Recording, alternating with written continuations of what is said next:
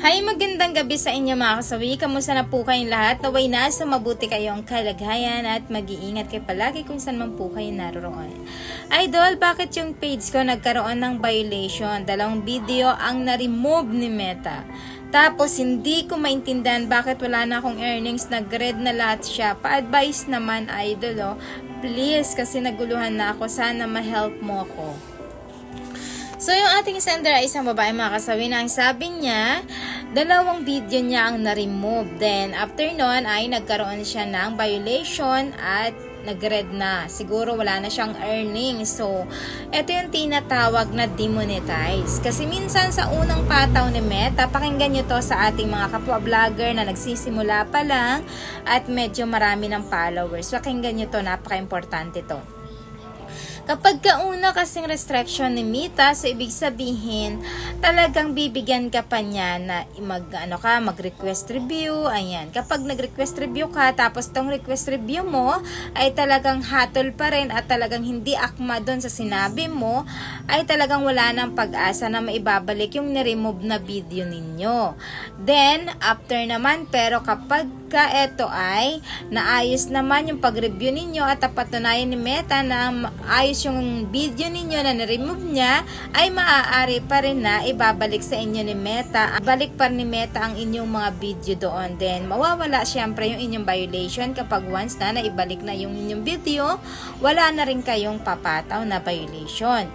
Pero ang pangalawa naman, reason, kapag kayo ay nadalawahan na naman ni Meta at na-remove yung video, nag-apila na kayo, nag-request review na kayo, pero eto ay legit na talagang hindi akma doon sa inyong review, so means ibig sabihin ay talagang hindi ibabalik yung video ninyo, papatawan kayo at mawawala yung mga earnings ninyo. Yun yung tinatawag na mamumula na inyong mga dashboard. Kahit na araw-araw kayo mag-upload ng video, ay wala na itong magiging earnings. Kasi nga dahil sa nagkaroon kayo ng violation na demonetize ng inyong mga tools. So dito na papasok na talagang maghihintay ka kung kailan nila ibabalik ni Meta ang iyong earnings. Meron naman na mababaw lang na 2 to 3 weeks ay ibabalik na ang inyong demonetize. Meron naman 3 months, meron naman ay pinakamasaklap ay 6 months. Pero madalang din naman yung 6 months lang kasi mostly ang pinakamadali ay 2 to 3 weeks lang mga kasawi na pwede na ibalik ni Meta ang inyong mga tools. Pero kahit na kayo ay wala ng earnings, siguraduhin ninyo na consistent pa rin ang inyong pag-upload para makita ni Meta na talagang kayo ay hindi na tinatamad, talagang nag-upload pa rin kayo, makita niya na masipag pa rin kayo para maibalik nila ang inyong mga tools para magkaroon ulit kayo ng earnings na. Yan mga kasawi ha, hindi na nangangahulugan kapag once na kayo ay wala ng earnings ay tatama rin na kayo. Kailangan wag nyo ipakita kay Meta na kapag kayo ay walang earnings hindi na kayo mag-upload. Yes, nakakatamad naman talaga yun. Siyempre wala kang bayad pero nagpapagod ka.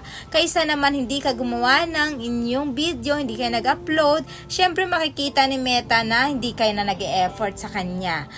Kaya ang ending ay matagal niyang ibabalik yung inyong mga tools, 'di ba? Kaya kailangan ipakita niyo sa kanya, magparamdam kayo para maawa si Meta sa inyo at maibalik niya na kaagad ang inyong mga earnings nandiyan.